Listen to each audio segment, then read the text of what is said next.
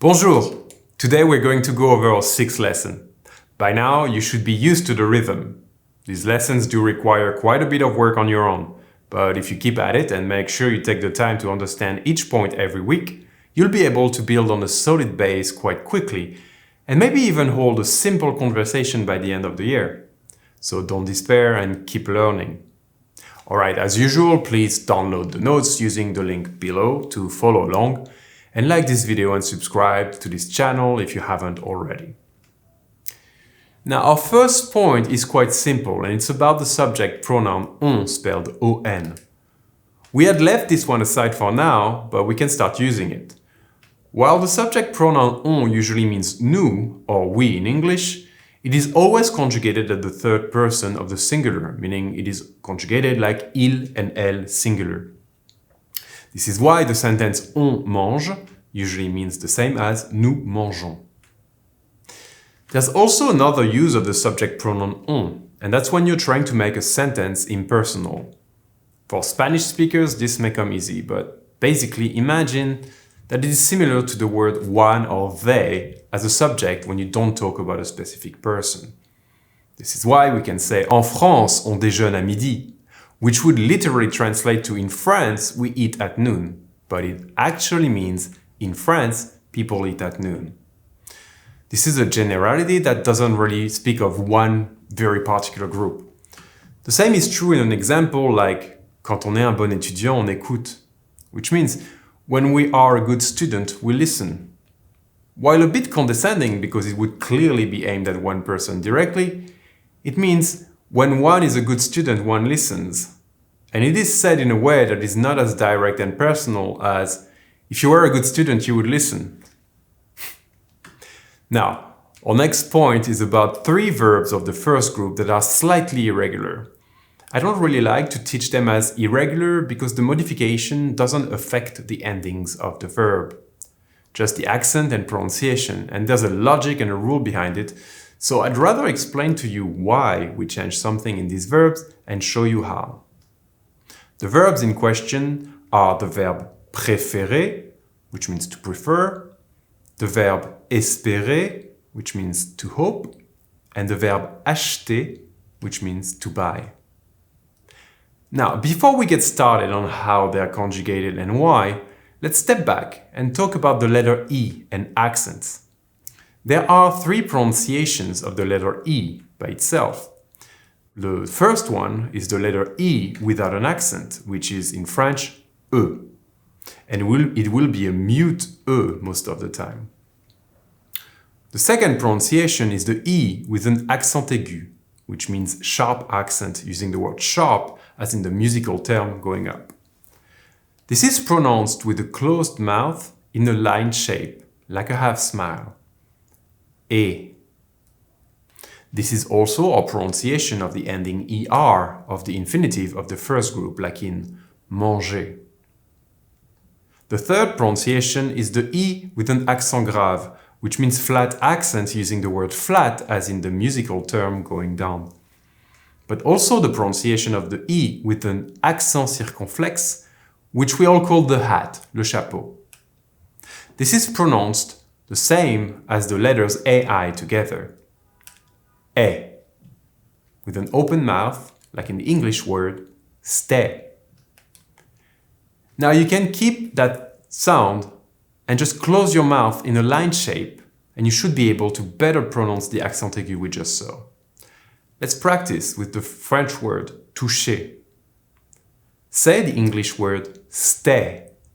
Keep that E sound in and close your mouth in a line shape and say E. E.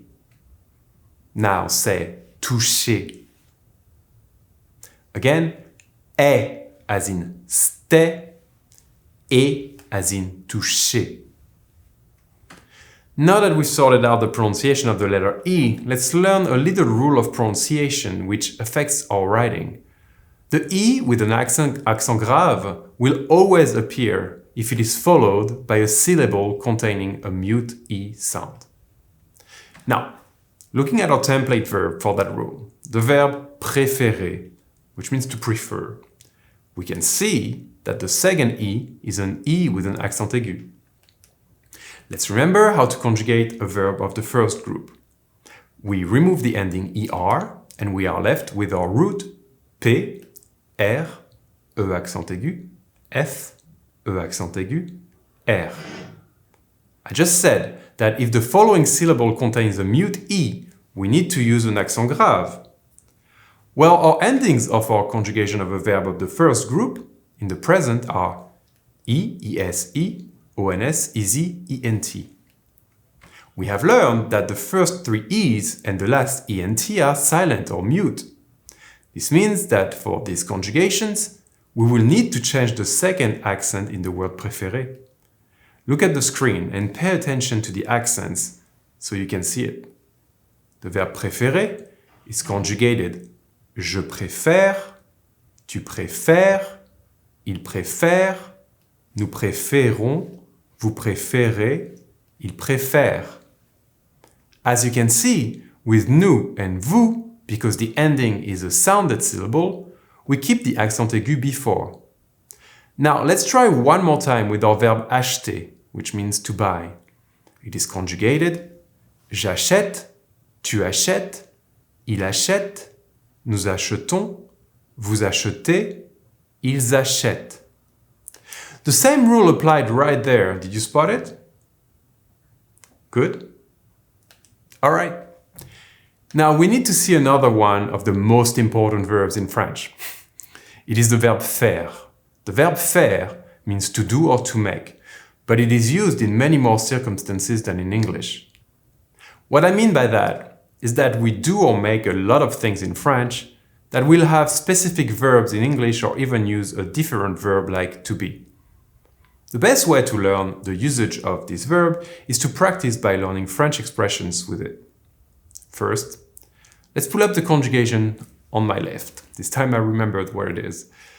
Let's say it all together. The verb faire is conjugated je fais, tu fais, il fait, nous faisons, vous faites, ils font. Watch out for that nous. The AI here is pronounced like an E, with the sound E. No real reason or rule, that's just how it is. So let's go over it again, but pay particular attention to the nous part here. Je fais, tu fais, il fait, nous faisons, vous faites, ils font. Now, here are some expressions you can learn with the verb faire. There are more in the notes, so don't forget to download them. Common French expressions with the verb faire in French include faire du shopping, as in to go shopping. An example would be je fais du shopping, which means I'm shopping. Faire les courses, as in to go grocery shopping. An example would be il fait les courses, which means he's grocery shopping. Faire la vaisselle, as in to do the dishes. An example would be nous faisons la vaisselle, which means we're doing the dishes. And also, faire la tête, as in to sulk. An example would be l'enfant fait la tête, meaning the kid is sulking. We can also use the verb faire to say what instrument or sports we play. The verb jouer exists, of course, for to play, but we also use the verb faire quite often. For that, you will conjugate the verb faire and then use du, du, with any masculine instruments or sports. For example, je fais du piano, as in I play the piano, and je fais du tennis, as in I play tennis.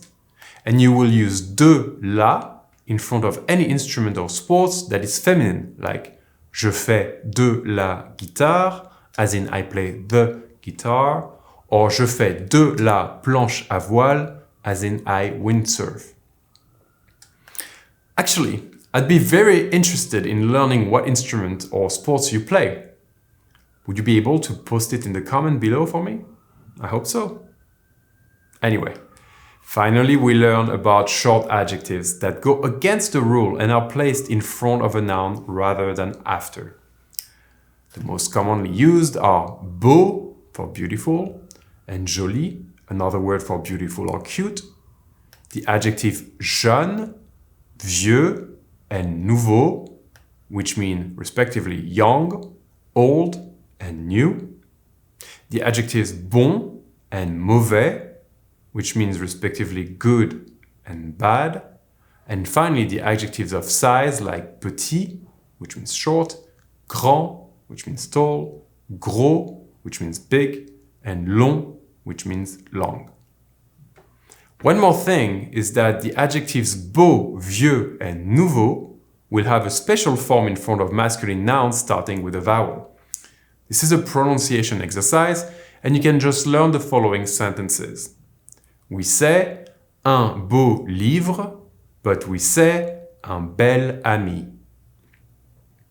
We say un vieux livre, but we say un vieil ami. We say un nouveau livre, but we say un nouvel ami. Ami here is masculine, but because it starts with a vowel, with these specific adjectives, we use the pronunciation of the feminine adjectives while writing it as a masculine with a single L. If you just learn these 3 examples, you should be fine and get used to it quite fast. Alright, we're done for our 6th lesson. There's an extra bit in the notes about how to say month and season, but I'll let you discover this on your own, and to make sure you download your notes. And you can always post questions in the comment if anything doesn't make sense, so don't hesitate. Until next time, à la prochaine!